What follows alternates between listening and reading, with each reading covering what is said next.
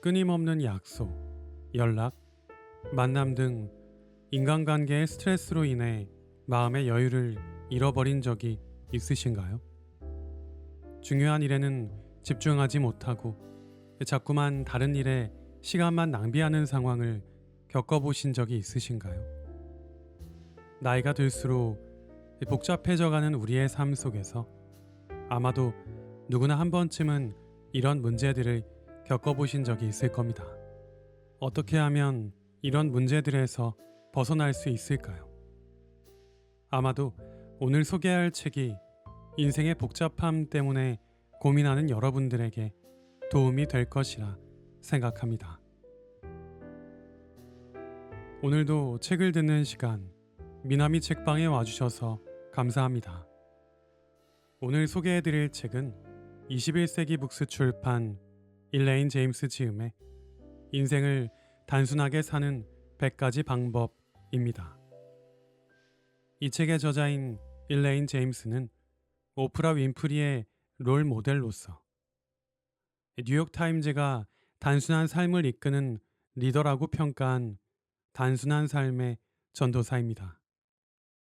이 책에서 그녀는 우리의 삶을 단순하게 만들고 진정한 행복과 평화를 찾을 수 있는 그녀만의 다양한 방법들을 소개하고 있습니다. 지금부터 이 책의 일부 내용을 들려드리겠습니다. 불필요한 관계는 단호하게 정리하라. 삶을 단순화하는 일이 단어의 의미처럼 그렇게 쉽지만은 않다.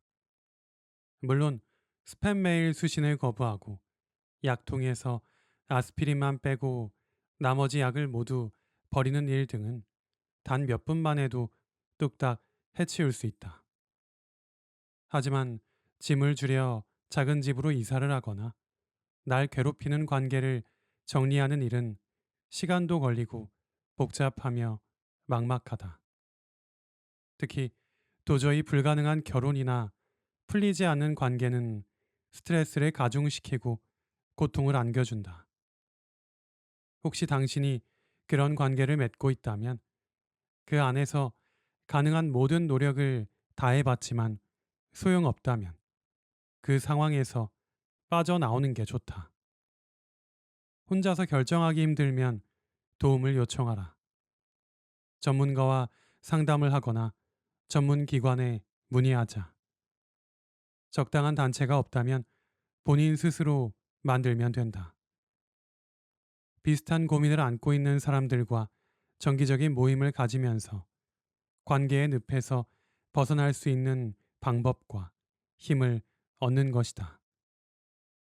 관계 정리는 친구 사이에도 적용된다. 수명이 다했거나 긍정적인 영향을 미치지 않는 우정에 대해서는 다시 한번 생각해 보자. 결혼 생활을 끝낼 때처럼 치열하게 싸우고 신경전을 벌일 필요도 없다. 상대의 생각이 어떤지는 모르지만 때로는 내가 먼저 한 발 물러나 타인의 삶에서 조용히 사라져 주는 편이 나을 때도 있다. 사실 불필요한 관계에서 벗어나는 일은 그리 어렵지 않다. 그렇게 하기로 결단하는 일이 훨씬 더 어렵다. 실타래처럼 꼬인 인간관계를 정리하는 것보다 빠르고 완벽하게 우리 삶을 단순화시켜주는 것은 없다. 지겨운 모임은 나가지 마라. 나는 모임을 질색해서 별로 나가지 않는 편인데 내 남편은 초대받은 모든 모임에 참석하느라 자신의 일생을 보냈다. 우리가 단순화를 시작할 때 남편은 더 이상 내키지 않는 모임에는 참석하지 않겠노라고 선언했다. 조금만 방심하면 우리는 자신도 모르는 사이에 여기저기 회원이 되어 있다. 회원이 되면 그에 따른 의무와 책임이 또 얼마나 늘어나는가. 경제적인 손실은 그 수많은 피해 중에 하나일 뿐이다. 부담스러운 회비는 두말할 것도 없고 터무니없이 비싼 음식점에서 최악의 스피치 콘테스트라도 하듯 지겨운 대화가 이어지는 회합의 시간을 견뎌야 한다. 엉성하면서 극성스럽기만 한 아마추어와 함께 일하는 좌절감이나 단순하고 편협한 시각을 가진 사람들과 어떻게든 대화를 이어나가기 위한 필사적인 노력은 우리를 정서적으로 또 심리적으로 피폐하게 만든다. 이런 말 못할 고민을 안고 있는 사람들을 위해 남편이 했던 방법을 소개한다. 참여하고 있는 모든 모임을 적어라. 그 숫자만으로도 놀랄 것이다. 그리고 종류별로 분류하라. 아마도 다음의 항목 중 두세 개 이상 부합하는 모임을 찾기가 쉽지 않을 것이다. 첫째, 직업상 필수적인 모임. 둘째, 기다려지는 모임. 셋째, 회원이 된 것을 한 번도 후회한 적이 없는 모임. 위의 항목에 일치되는 점이 하나도 없다면 당장 탈퇴하라. 탈퇴하기 힘들면 자연스레 제명되도록 모임 활동도 하지 말고 회비도 내지 마라. 더 많은 자유 시간이 당신을 기다리고 있을 것이다. 싫을 땐 단호하게 아니요 하고 말하라. 단순화 프로그램을 시작하고 스스로에게 다짐한 한 가지 일은 가족이나 친구가 아닌 사람들에 대한 사회적 의무를 줄이는 것이었다. 드디어 나는 하기 싫은 일을 부탁받거나 관심도 없는 사람들이 함께 저녁을 먹자고 하면 한마디로 안 된다고 거절할 수 있는 경지에 이르렀다. 고맙지만 사양하겠습니다. 라고 단호하게 말하는 것이다. 대부분의 주중 시간을 일에 투자하기 때문에 어쩔 수 없이 지켜야 하는 의무와 마감이 있다. 하지만 퇴근 후의 저녁 시간과 주말은 온전히 내 시간이다. 그 시간들을 신성하게 지켜내기 위해서는 원하지 않는 일은 그 일이 꼭 해야 할 것처럼 느껴지더라도 단호하게 아니요라고 말하는 법을 터득해야 한다. 거절을 잘하지 못하는 성격이라면 매뉴얼 제이 스미스의 노라고 말할 땐 죄책감을 느껴요. 라는 책을 읽어보라. 1970년대부터 줄곧 베스트셀러 자리를 지켜온 이 책은 의무감에서 벗어나기 위한 화법을 알려주고 당신의 시간을 온전히 당신 것으로 만들어줄 것이다. 아니요 라고 말하기 힘들면 적당한 핑계를 대라. 적당히 거절하지 못해서 가고 싶지 않은 모임에 끌려가 발목이 붙잡힌 적이 얼마나 많은가. 대부분의 사람들이 정말로 가고 싶지 않으면서도 사실 별로 할 일도 없는 데다가 변명거리도 준비되어 있지 않아서 이런 경험을 하는 경우가 많다. 주변에 거절을 못하는 한 친구가 있다. 그녀는 강단이 있고 활동적인 여성으로 비즈니스를 성공적으로 이끌며 20명에 달하는 직원들을 문제없이 관리하고 거래처 사람들도 잘 다루며 대기업 임원들과의 회의도 동등한 입장에서 능숙하게 처리해내는 유능한 친구다. 그러나 그녀는 사교적인 면에서는 단호하게 행동하지 못했다. 자신도 그 사실을 잘 알고 있었지만 사람들의 기분이 상하는 것을 견디지 못하는 성격 때문에 속수무책으로 끌려다니기 일쑤였다. 최근 한 저녁 모임이 계기가 되었다. 그녀는 모임 장소에서 자신이 안절부절 못하고 있다는 사실을 깨달았다. 처음 전화로 초대를 받았을 때 사회적으로 용인될 만한 적당한 구실을 대고 거절했더라면 그 시간에 집에서 소파에 허리를 대고 누워 좋아하는 책이라도 읽을 수 있었을 텐데. 그녀는 고기 수프를 억지로 입에 떠넣으며 다시는 싫으면서도 억지로 예스라고 말하지 않겠노라고 맹세했다. 그 후로 그녀는 어떻게 하면 잘 거절할 수 있을지 고민했다. 적당한 핑계를 대며 거절하기로 하고는 경우에 따른 핑계거리를 모두 적어서 집과 사무실의 전화기 옆에 붙여두었다. 이제는 별로 관심도 없는 모임에 초대를 받으면 언제나 준비해둔 적당한 핑계를 댄다. 한 발 더 나아가 길거리나 마트 계산대에서 마주치는 지인들이 청을 해오면 어떻게 거절할지도 두어 가지 더 준비해 두었다. 마침내 그녀는 타인들 때문에 자신의 자유 시간을 포기하지 않을 수 있게 되었다. 또한 핑계는 간단할수록 좋다는 것도 배웠다. 고마워요, 미샤. 그런데 토요일 밤에는 약속이 있어서요. 그러면서 다음에 불러주세요. 라는 말을 절대 덧붙이지 않는 게 좋다는 것도 배웠다. 그런 말을 꼭 귀담아 듣는 사람들이 있으므로. 설명할 필요도 없이 그녀의 사교 모임은 급격하게 축소되었다. 하지만 정말로 중요하고 좋아하는 일을 할 수 있는 자신만의 시간은 그만큼 더 많아졌다. 과거를 내려놓고 현재를 살라. 과거에 겪은 기분 나쁜 일이 아직도 당신의 발목을 붙잡고 있지는 않은가? 이는 직장 동료와의 말다툼으로 번지기도 하고 심하게는 결혼 생활에 파탄을 불러오기도 한다. 몇 년 전에 있었던 일일 수도 있고 바로 어제의 일일 수도 있다. 밤마다 그 불쾌한 기억을 떠올리며 왜 다르게 행동하지 않았을까? 이불 속에서 하이킥을 날릴지도 모른다. 하지만 지난 일의 일을 유령처럼 등에 업고 다녀봐야 아무런 해결책도 얻지 못한다. 삶의 속도를 늦추면서 가능해진 한 가지는 지난 일을 후회하는 것을 그만둘 수 있었다는 것이다.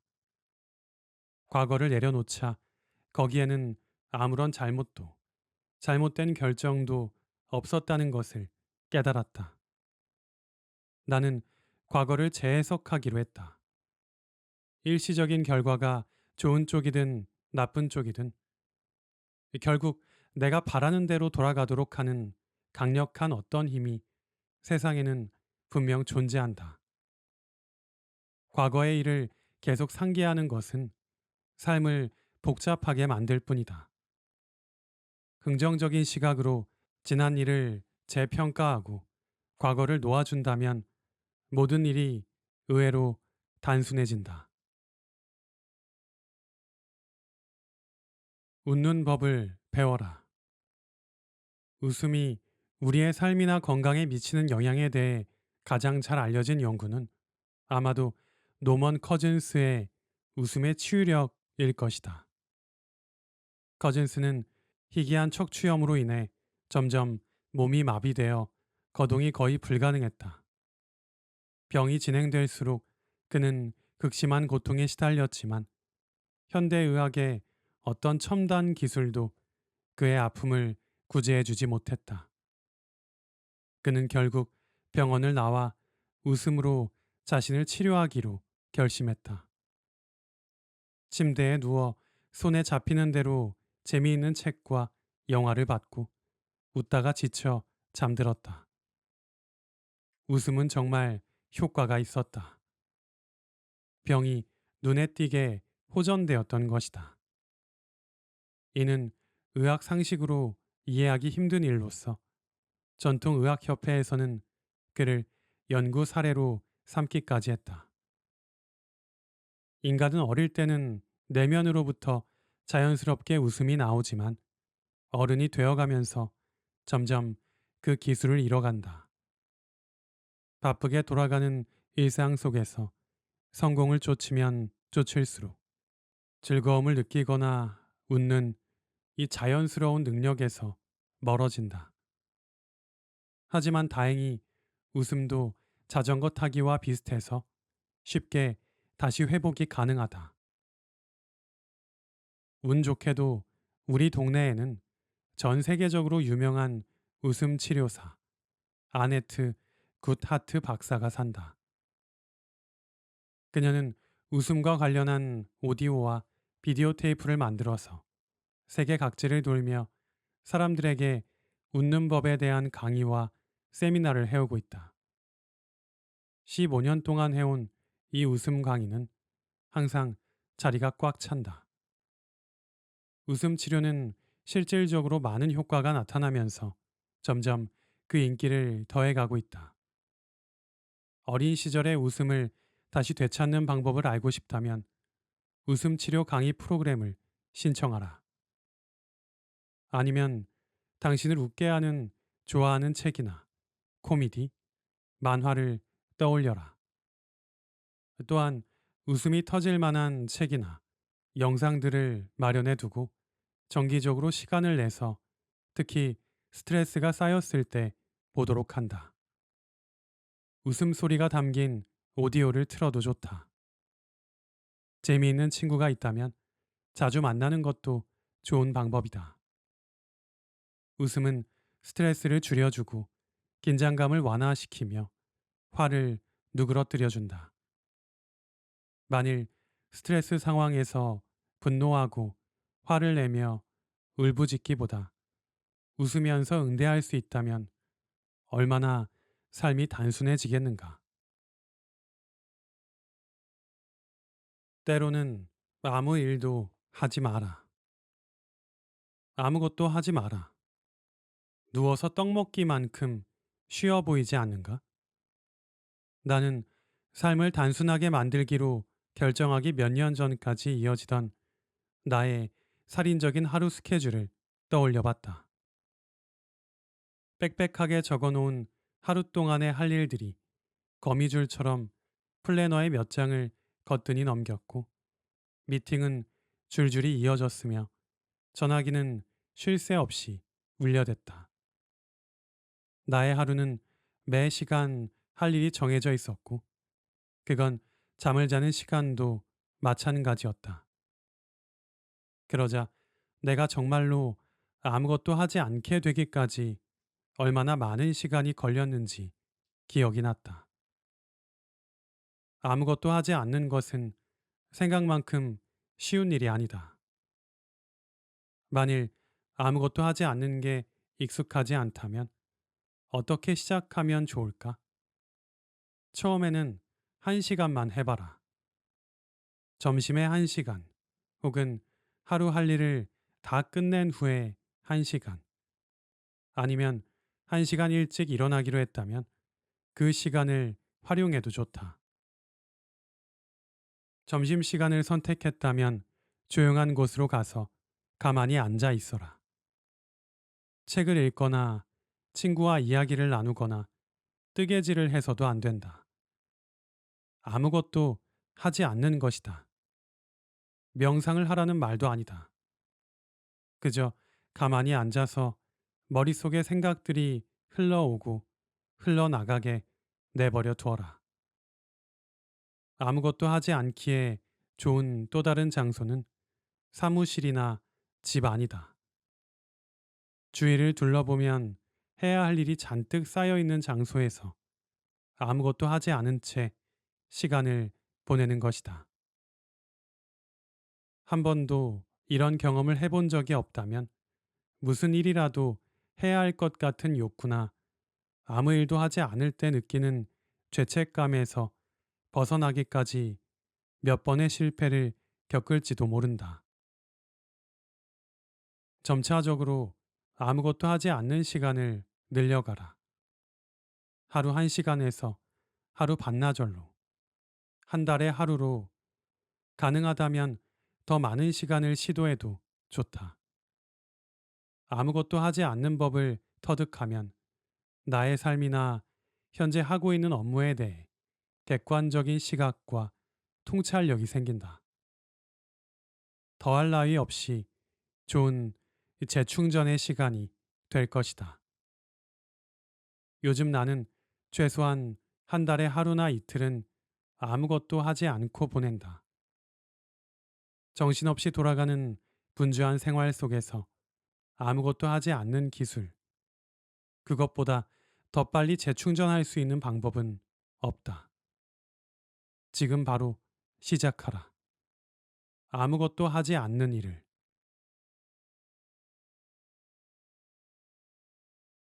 한 달에 하루만이라도 혼자만의 시간을 가져라. 혼자서 이미 충분한 시간을 보내고 있거나 복잡한 일상에서 한 발 떨어져 있다면 필요한 만큼의 고독을 즐기고 있는 것이다. 그러나 매일 가족, 친구, 동료와 부대끼면서 여기저기서 밀려드는 부탁과 요구, 압력, 마감, 스케줄 등 끊임없는 관계의 퍼레이드 속에 묻혀 지낸다면 한 달에 적어도 하루는 일상에서 벗어나 혼자만의 시간을 즐기는 게 좋다. 가까운 산에 다녀와도 좋고 공원 벤치에 가만히 앉아 있어도 좋다. 미술관이나 전시회에 가거나 동네 도서관에서 아무 책이나 골라 읽으며 하루 종일 혼자 보내는 것이다. 혼자만의 시간은 우리를 짓누르는 의무 속에서 잠깐 빠져나와 현실을 돌아볼 수 있는 기회를 제공하고 일상의 긴장감을 완화시켜준다. 외부의 중압감으로부터 영혼을 자유롭게 하는 것이야말로 삶을 단순화하는 가장 중요한 일이다. 그동안 혼자만의 시간을 가질 수 없었다면 먼저 동료나 가족에게 자신의 생각과 계획을 미리 이야기하는 게 좋다. 그들 때문이 아니라 나를 위해서 혼자만의 시간이 필요하다는 것을 설명하면 그들도 소외감이나 거부당하는 느낌이 들지 않을 것이다. 누구도 아닌 자신의 모습으로 살라. 당신은 내가 아닌 누군가처럼 보이기 위해서 얼마나 많은 에너지를 소모하고 있는가. 이런 일이 내 인생을 얼마나 복잡하고 거추장스럽게 만드는지 생각해 본 적이 있는가? 누구나 타인의 삶을 동경하고 부러워하며 흉내내며 살아간다. 조용히 앉아 내 인생에서 가장 중요한 사람이 누군지 생각해 보라. 그건 다름 아닌 나다. 내가 감동시켜야 할 유일한 사람이 바로 나라면 우리의 삶이 얼마나 달라지겠는가? 지금 하는 일을 여전히 할까? 지금 살고 있는 집에 여전히 살까? 지금 타던 차를 여전히 탈까? 여가 시간에는 뭘 할까? 지금의 배우자와 결혼을 했을까? 친구들은 그대로일까? 우리는 내키지 않아도 누군가 원한다는 이유로 많은 일들을 버린다. 가족을 위해서, 친구의 부탁으로, 아이들 때문에 같은 말은 모두 핑계일지 모른다. 나 자신에게 솔직하지 못했던 것이다. 나의 라이프 스타일에 다른 사람이 들어와 있지는 않은가? 다른 사람의 그림자에서 벗어난다면 삶이 얼마나 단순해질까? 그때는 오롯이 나 자신이 되는 법을 배울 수 있을 것이다. 지금까지 인생을 단순하게 사는 100가지 방법의 일부 내용을 들어보셨습니다. 바쁘게 사는 것을 마치 훈장처럼 여기는 이 복잡한 세상 속에서 내가 바라는 진정한 행복과 가치를 찾고 싶다면 그 복잡한 세상이 나를 올가매고 있는 것들을 하나씩 하나씩 벗어나야 합니다. 이 책에서 소개하는 사소하지만 막상 실천하기는 쉽지 않았던 나의 일상을 단순화하는 작업들을 천천히 해나가다 보면 어느새 단순하지만 그 누구보다 우아한 삶을 살고 있는 나 자신을 발견할 수 있을 것이라 생각합니다. 오늘도 소중한 시간 미나미 책방과 함께 해주셔서 감사합니다.